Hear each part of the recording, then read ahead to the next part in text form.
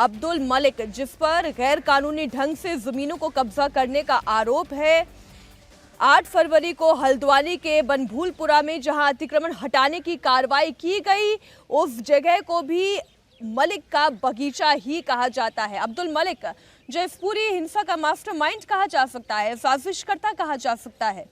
आपको जानकारी दे दें, पुलिस का कहना यह है कि अब्दुल मलिक की सबसे ज्यादा अतिक्रमण के खिलाफ प्रशासन के एक्शन का जो विरोध कर रहा था शख्स, वो और कोई नहीं बल्कि अब्दुल मलिक ही है। 8 फरवरी को पुलिस और प्रशासन की टीम हल्द्वानी के बनभूलपुरा में अतिक्रमण हटाने के लिए पहुंची थी, तो अचानक सैकड़ों की तादाद में उपद्रवियों ने उनके ऊपर हमला कर दिया। ये लोग सरकारी जमीन पर कब्जा करके बनाए गए अवैध मदरसे और मस्जिद को तोड़े जाने का विरोध कर रहे थे। दंगाइयों की भीड़ ने 100 से ज्यादा पुलिसकर्मियों को घायल कर दिया, दर्जनों गाड़ियों को आग के हवाले कर दिया। पुलिस थाने में घुसकर तोड़फोड़ की, आगजनी की, जिसकी तस्वीरें इस वक्त आप इंडिया टीवी पर देख रहे हैं। प्रशासन इस बात की भी जांच कर रहा है कि जिन घरों से पत्थर चलाए गए, आखिर उन घरों का कानूनी स्टेटस क्या है।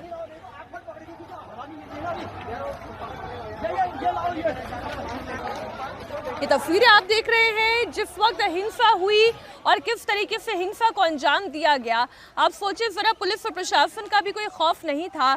100 से ज्यादा पुलिसकर्मी इस हिंसा में घायल हुए हैं।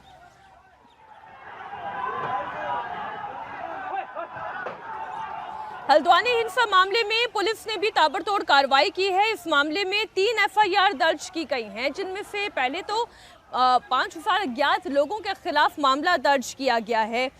16 नामजद लोगों के खिलाफ एफआईआर दर्ज की गई है और उपद्रवियों पर एनएसए के तहत कार्रवाई की बात कही जा रही है। अब तक 5 लोग पकड़े जा चुके हैं और बाकियों की तलाश के लिए भी पुलिस जगह जगह छापेमारी कर रही है। सीसीटीवी वीडियोस खंगाले जा रहे हैं, एक एक उपद्रवी की पहचान की जा रही है। बनभूलपुरा शहर में जो घटना हुई है उसमें पुलिस की तरफ से 3 एफआईआर पंजीकृत हुई है और ये 3 एफआईआर जो है उनमें हम लोगों ने इन्वेस्टिगेशन शुरू की और जो तथ्य आए हैं सीसीटीवी एनालिसिस हम लोगों ने किया है और जो बाकी एविडेंस है उसके आधार पर अभी 5 लोगों की गिरफ्तारी हुई है।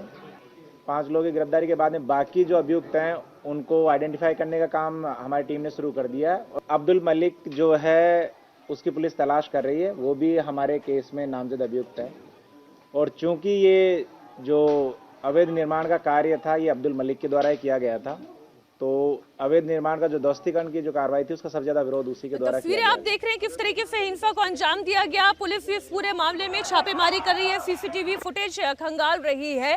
इंडिया टीवी संवाददाता शोएब मलिक इस इलाके में पहुंचे जहां से इस अटैक को प्लान किया गया, जो जितनी हिंसा भड़काई गई, जितना जान माल का नुकसान हुआ और कैसे बाकायदा छतों पर पेट्रोल बम तैयार करके रखे गए थे, पत्थर इकट्ठा करके रखे गए थे। हमारे संवाददाता शोएब रजा ने एक एक पड़ताल की और इंडिया टीवी के कैमरे पर वो सच रिकॉर्ड किया। आप देखिए उनकी रिपोर्ट। हल्द्वानी में जो हिंसा हुई उसमें अब ये लगातार बातें सामने आ रही है कि पूरी योजनाबद्ध तरीके से इस हिंसा को अंजाम दिया गया। ये जो जली हुई बाइकें आप देख रहे हैं, इन बाइकों को लेकर भी ये लगातार खबरें हैं, क्योंकि डीएम की तरफ से भी ये बात कही गई है कि पेट्रोल जो बम थे वो फेंके गए, आग लगाई गई और इनकी डिग्गियों से भी इस तरह की खबरें सामने आई कि पेट्रोल निकाला गया और फिर बोतलों में भरकर उसको पेट्रोल बम की तरह इस्तेमाल किया गया। ये तमाम चीज़ें हैं और ये जो तमाम जो बाइकें आपको नज़र आ रही है ये उसी हिंसा में जलाई गई और फिर हम देख रहे हैं कि किस तरह से जो चीज़ें हैं वो सामने आई। तो कुल मिलाकर कहा जा सकता है कि पूरा योजनाबद्ध तरीके से इस हिंसा को अंजाम दिया गया। डीएम जो वंदना है नैनीताल की, उनकी तरफ से भी इस बात का जिक्र बाकायदा किया गया कि पेट्रोल बम का इस्तेमाल किया गया है और बाइकों से तेल निकाला गया और फिर उसके बाद बोतलों में भरकर उसका इस्तेमाल हिंसा आगजनी के लिए किया गया। तो इन तमाम चीज़ों को लेकर भी जांच की जा रही है, कौन कौन लोग इसमें शामिल हैं उनकी पहचान करने की कोशिश की जा रही है और अभी भी कर्फ्यू लगातार लगा हुआ है हल्द्वानी में। प्रशासन एक तरीके से सख्ती बरतता नजर आ रहा है, वो इसीलिए ताकि फिर से इस हिंसा की पुनरावृत्ति ना हो और किसी भी तरह के जो हालात है वो बिगड़ने ना पाए। प्रशासन इस हिंसा के मामले में किसी भी उपद्रवी को बख्शने के मूड में नहीं है। हैं, इसलिए एक एक सीसीटीवी बड़े कायदे से खंगाली जा रही है। उधर सरकार ने भी हल्द्वानी में हुई हिंसा मामले की मैजिस्ट्रियल जांच के आदेश दे दिए हैं। वहीं हल्द्वानी के मेन इलाकों से कर्फ्यू हटा दिया गया है, लेकिन बनभूलपुरा जहां पर हिंसा की पूरी वारदात घटी, कर्फ्यू अभी भी वहां पर जारी है।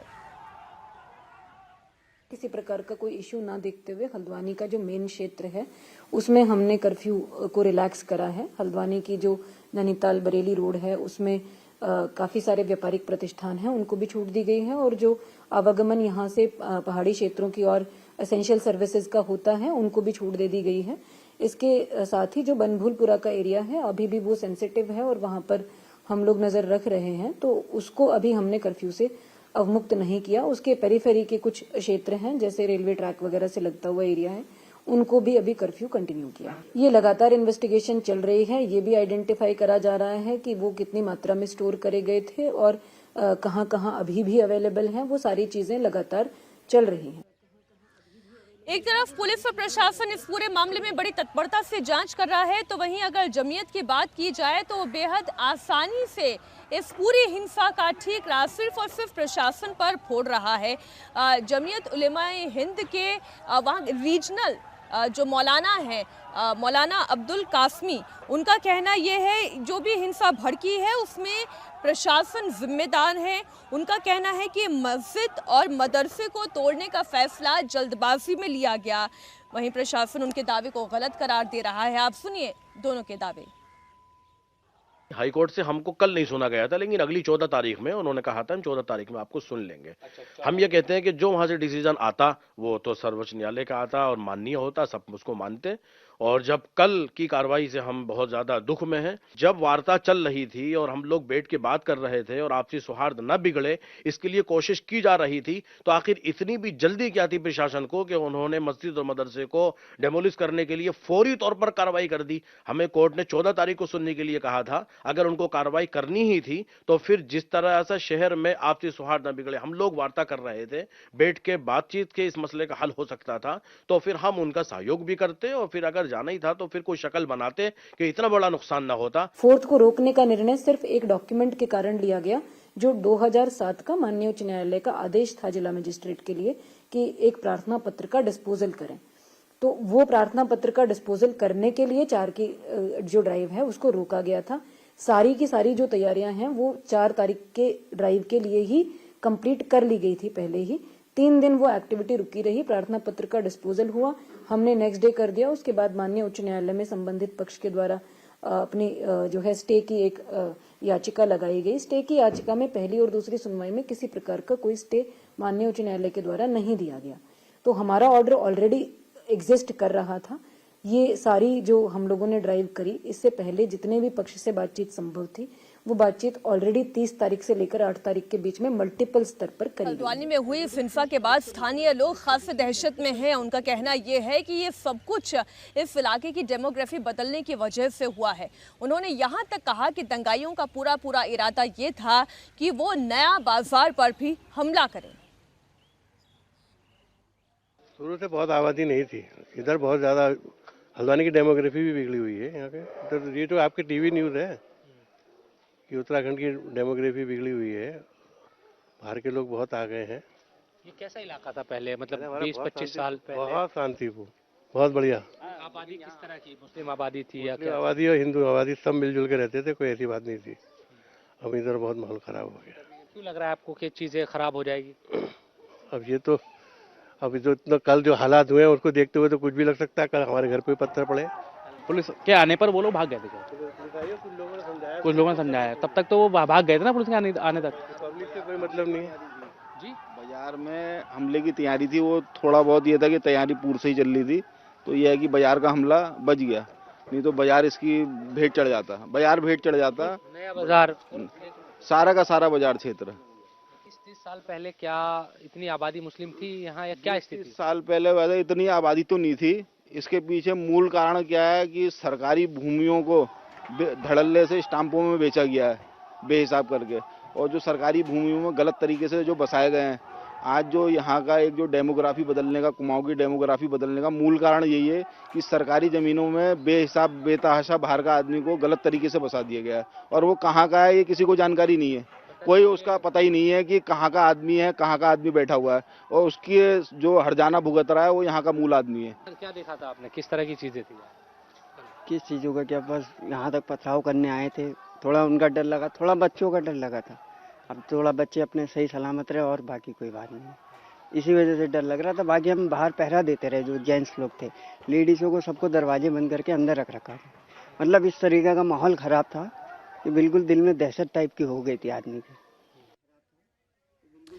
आप जो स्थानीय लोगों को सुन रहे हैं जो ये कह रहे हैं कि हल्द्वानी की डेमोग्राफी जो है वो बड़ी तेज़ी से बदली है, पिछले 25 साल में माहौल बहुत तेज़ी से बदला है। तो उनके कहने के पीछे कारण क्या था वो मैं अब आंकड़ों की ज़ुबानी आपको समझाती हूँ। अगर पूरे हल्द्वानी की बात की जाए तो यहाँ की डेमोग्राफी में जो बड़ी आबादी है वो हिंदू आबादी, यानी कि 65% हिंदू आबादी है और मुस्लिम आबादी 32% है। लेकिन जिस इलाके में ये हिंसा हुई यानी कि बनभूलपुरा, उस इलाके को 29 एकड़ में ये जो इलाका फैला हुआ है, यहाँ पर 50,000 की आबादी है जिसमें 40,000 तो केवल मुसलमान ही हैं। इस इलाके की डेमोग्राफी को समझने के लिए शोएब रजा इस इलाके के लोगों तक पहुँचे, उनकी ज़ुबानी समझने की कोशिश की, आखिर किस तरीके से बनभूलपुरा बदलता गया। हल्द्वानी में कल हिंसा की जो चिंगारी भड़की उसका असर यकीनन आज भी है, कर्फ्यू लगा हुआ है, लेकिन किस तरह से जो चैलेंज है वो प्रशासन के सामने आया उसकी एक तस्वीर आपको दिखाने की कोशिश करते हैं इस पूरे एरिया को दिखाते हुए टॉप एंगल से कि किस तरह का जो इलाका है वो ये बनभूलपुरा है और क्यों यहाँ पर इतनी बड़ा जो चैलेंज है वो प्रशासन के सामने आया। दरअसल आप देखेंगे कि बहुत घनी आबादी है यहाँ पर और ये आबादी लगातार पिछले कुछ दशकों में और ज्यादा बढ़ती गई। जो हल्द्वानी के लोग हैं वो इस बात को कहते हैं कि पहले यहाँ हिंदू और मुस्लिम जो आबादी थी वो मिली जुली थी, लेकिन पिछले कुछ दशकों में क्योंकि उत्तर प्रदेश और दूसरे राज्यों से लगातार लोगों की तादाद यहाँ पर बढ़ी और जो मुस्लिम आबादी वो बढ़ती गई, तो हिंदू आबादी ज्यादातर यहाँ से उन्होंने मकानों को बेचा और दूसरी जगहों पर वो शिफ्ट हो गए। संकरी गलियां है और बहुत घनी आबादी है और इस इलाका का जो जिक्र है वो सबसे पहले आपको याद होगा जब रेलवे ने यहाँ अतिक्रमण के खिलाफ कार्रवाई की थी, उस वक्त ज्यादा सुर्खियों में ये इलाका आया था। हालांकि सुप्रीम कोर्ट से इन लोगों को तब राहत मिली थी।